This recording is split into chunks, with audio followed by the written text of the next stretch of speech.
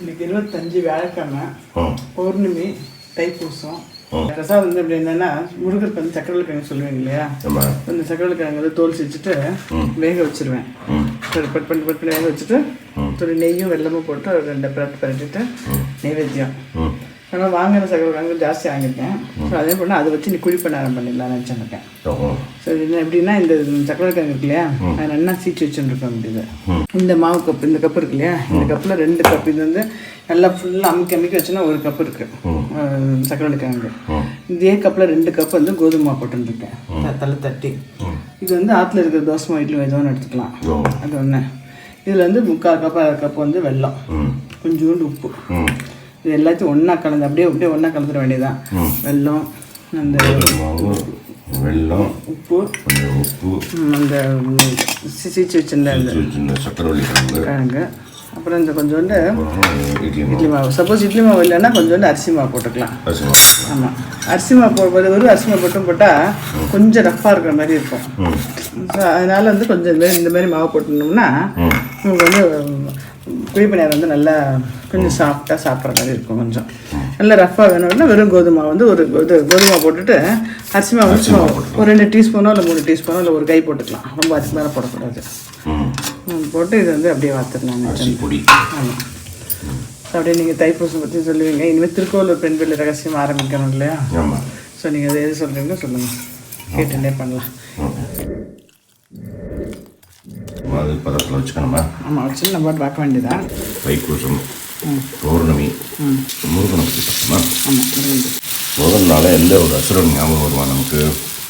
இந்த சூரபத்மன், சூரசம்ஹாரம் நடக்குது திருச்செந்தூர்லாம். ஆமாம், ஒரு பெரிய அசுரேந்திரன், தேவேந்திரன் மாதிரி அசுரேந்திரன். அசுரர்களுக்கெல்லாம் இந்திரனாக இருந்த அசுரேந்திரனுக்கு உலகத்தையே ஆள்ற மாதிரி. இந்த உலகம்னா அந்த பூமி மட்டும் கிடையாது, மல்டிவர்ஸ், யூனிவர்ஸ் மாதிரி மல்டிவர்ஸ். கந்தபுராணத்தில் இருந்தால் இந்த இதெல்லாம் வரும்.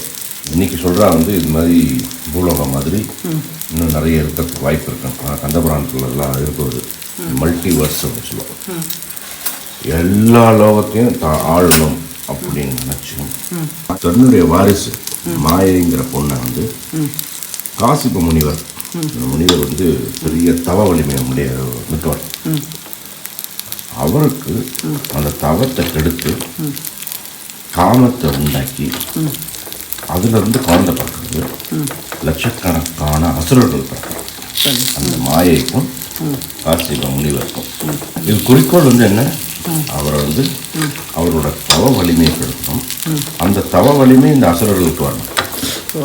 தேவர்கள்லாம் வந்து தவத்தால் நிறைய செல்வங்கள், அதாவது வரங்கள்லாம் கிடைக்கிறத வாழ்க்கை. அதனால இந்த மாயையை உருவாக்கி, மாயைங்கிற பெண்ணை உருவாக்கி காசிப முனிவருக்கு, காசிப முனிவர் தவத்தை கேட்டு குழந்தைகள் பிறக்கிறது. லட்சக்கணக்கான அசுரர்கள் இருக்கிறா. இதில் காமத்தால் உருவான அசுரர்கள். அது அந்த அசுரர்களுடைய மூத்த சகோதரன் வந்து சூரபத்மன். அதுதான் பெரிய அண்ணா, இந்த சூரபத்மன். அந்த சூரபத்மனும் பயங்கரமாக தவம் இருந்து சிவபெருமானை நோக்கி வேண்டிக்கிறோம். சிவபெருமான் வர என்ன வேணும் அப்படின்னு கேட்கும்போது, இந்த லோகம் எல்லா லோகத்தையும் நான் ஆட்சி பண்ணணும். ஒரு அண்டத்திலிருந்து இன்னொரு அண்டத்துக்கு போகிறதுக்கு எனக்கு சக்தி, அந்த அளவுக்கு சக்தி வேணும். இப்போது இருக்கிற தேவர்கள், மும்மூர்த்திகள் யாராலையும் ஜெயிக்க முடியாது, அந்த மாதிரி வர வேணும் அப்படின்னு கேட்டு வாங்கிட்டான். மும்மூர்த்திகளாலேயே அவனை அழிக்க முடியாது, அப்படி வர அண்டம் விட்டு அண்டம் தாண்டது, இந்த மாதிரி வரங்கள்லாம் வாங்கிடலாம். அப்போ பெருமாளும் பரமசிவனும் சேர்ந்து எடுத்த முடிவு, இந்த பிரம்மத்தை பற்றி உணரணும், மற்றவாளுக்கு நன்மை செஞ்சு தீயமையை மட்டும் ஒழிக்கிறதுக்கு இந்த பெருமாள் மாதிரி ஒரு கடவுள் வேணும் அப்படின்னு படைக்கப்பட்ட கடவுள் முருகன். அதான் வந்து பிரம்மத்தை உணர்வது வந்து பிரம்மண்யம் அப்படின்னு சொல்லுவோம். சமஸ்கிருதத்தில் வந்து எப்பவுமே ஒரு சு அப்படின்னு வந்ததுன்னு வச்சுக்கோங்க, அடைமொழியாக ஒரு வார்த்தைக்கு முன்னால் வந்ததுன்னா வந்து அழகுன்னு இருக்கும். சுப்பிரமணியம், சுப்பிரமணியம் அப்படின்னா அழகான இந்த பிரம்மத்தை உணர்ந்த ஒரு கடவுள் அர்த்தம் சுப்பிரமணியர்.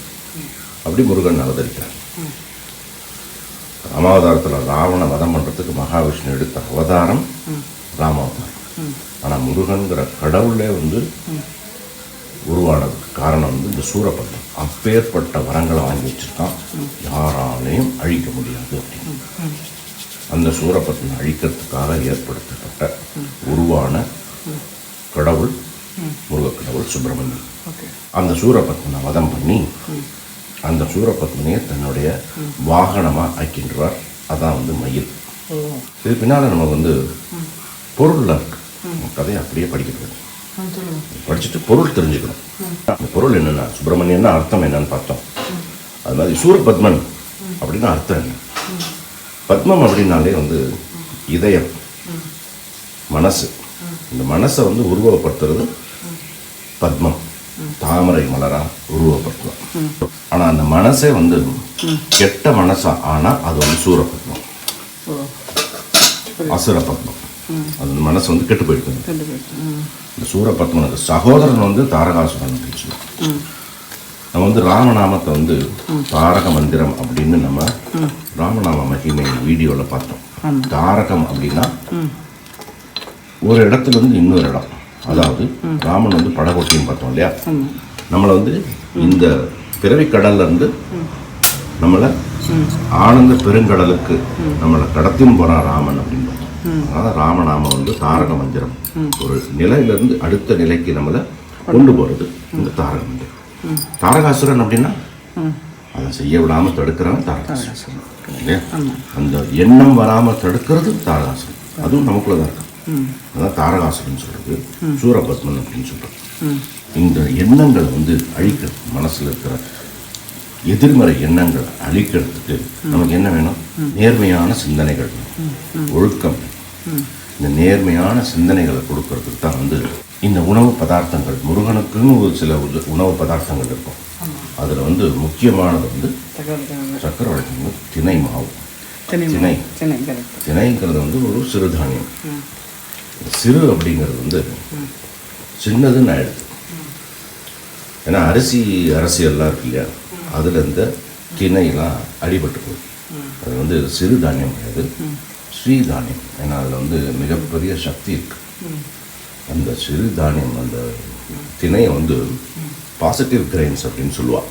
கிரெயின்ஸை வந்து 3 வகையாக பிரிச்சிருப்பாங்க. Positive grains, neutral grains, negative grains. Positive கிரெயின்ஸில் வந்து இந்த திணை உண்டு. அரிசியில் வந்து ஆக்சுவலாக பார்த்தா நெகட்டிவ் கிரெயின்ஸ். ஆமாம், நெகட்டிவ் அரிசி கோதுமைனா நெகட்டிவ் கிரெயின்ஸ். நியூட்ரல் கிரெயின்ஸ் அப்படின்னா கம்பு இதெல்லாம் வந்து நியூட்ரல் கிரெயின்ஸ். இந்த திணைங்கிறது வந்து பாசிட்டிவ் கிரெயின்ஸ். நேர்மறை எண்ணங்களை விதைக்கிறது, மனசில் விதைக்கிறது இந்த திணை. அதனால் முருகனுக்கு வந்து திணை வைக்கும். ஏன் அப்படின்னா இந்த சூரபத்மன் வந்து காமத்துக்கு பிறந்தவன் இல்லையா?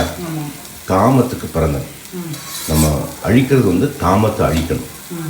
காமம், கோபம், பேராசை, அகங்காரம், ஆவேசம், பொறாமை, இது 6 வந்து அழிக்கிறதுக்கு தான் 6 முகனை உருவப்படுத்துவான். முருகனுக்கு வந்து 6 முகம் அப்படின்னு சொல்லுவான். ஏன்னா இந்த 6 கெட்ட குணங்களையும் அழிக்கிறதுக்காக அவதரித்தவர் இந்த முருகன். அதனால 6 ஆக்கம். மயில் வாகனம், மயிலை பற்றி நம்ம தெரிஞ்சுக்கணும்னு வச்சுக்கிறேன். மயிலை பற்றி ஒரு இன்ட்ரெஸ்டிங்கான ஒரு உண்மை இருக்கு. இந்த மயில், ஆண் மயில் இருக்கும், பெண் மயிலுக்கு வந்து பீகன் அப்படின்னு சொல்லுவோம். பீகன் வந்து ஆண் மயிலோட சேராது. ஆண் மயிலுடைய கண்ணீர் இருக்கு இல்லையா?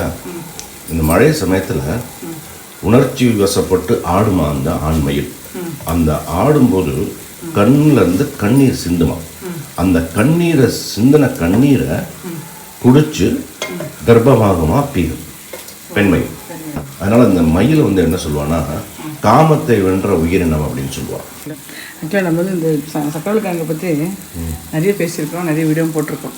இதில் வந்து பீட்ரூட்லேருந்து எல்லாத்துக்கும் அது வந்து இந்த சக்கரவள்ளிக்கிழங்கு இந்த கிடைக்கிற இந்த சீசனில் வந்து விட்டுறக்கூடாது. நம்ம என்ன அவளுக்கு பிடிச்சிருக்கோ அதை பண்ணலாம். அப்படியே வேக வச்சு சாப்பிட்லாம். பிடிக்கல அப்படின்னா இந்த மாதிரி பேன் கேக்கு, குழி பணியாரம், பெருமாள் வந்து உணவு பெருமாள் எல்லாம் ஒன்றா அப்படியே உருவப்படுத்தியிருக்காருல்ல முருகனுக்கு அப்படின்னும் போது பண்ணுவோம். நம்ம சாயத்தை எடுத்து வச்சிட்டேன்.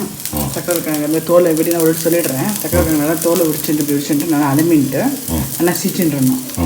இப்போ இந்த ஒரு கப்பில் வந்து ஃபுல்லாக நல்லா அமுக்கி ஒரு கப்பு கோபுரமாக ஒரு சக்கரை கிழங்கு ஒன்றுன்னா 2 கோதுமை மாவு, ஒரு கை வந்து அந்த இட்லி மாவு தோசை ஆற்றுல இருக்க மாவு போட்டுருந்தேன், கொஞ்சம் உப்பு, இந்த கப்லேயே பாதி கப்பு வந்து வெல்லம் போட்டுருந்தேன்.